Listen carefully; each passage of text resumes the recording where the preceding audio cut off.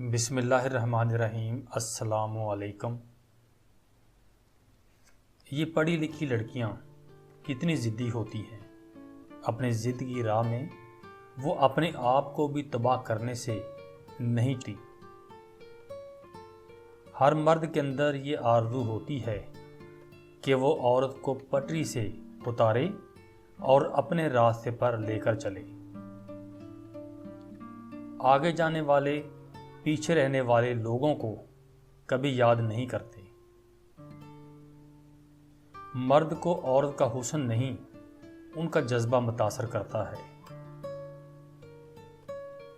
مرد اور عورت کے درمیان 8 قسم کا لگاؤ ہوتا ہے اور ہر لگاؤ سے عورت کو خاص قسم کی طاقت ملتی ہے۔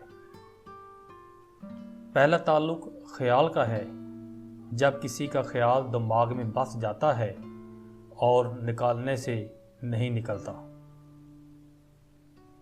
اپنے تعلق کا ذکر کسی سے کرے گا تو وہ دوسری سٹیج ہوگی۔ عورت ذات کی صحبت میں رہنا تیسرا تعلق ہے۔ عورت کے ساتھ ہنسی دل لگی چوتھا تعلق ہے۔ عورت کے ساتھ دلی گفتگو کرنا 5ویں سٹیج ہے۔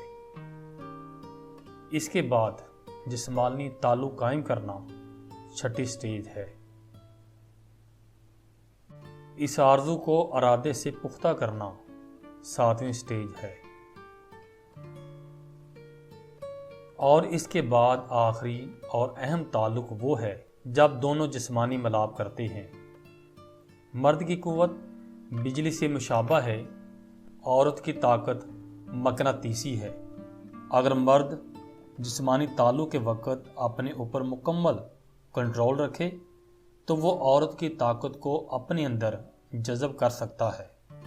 ایک طرح کا پانی اوپر سے نیچے آتا ہے اور دوسرا پانی نیچے سے اوپر جاتا ہے۔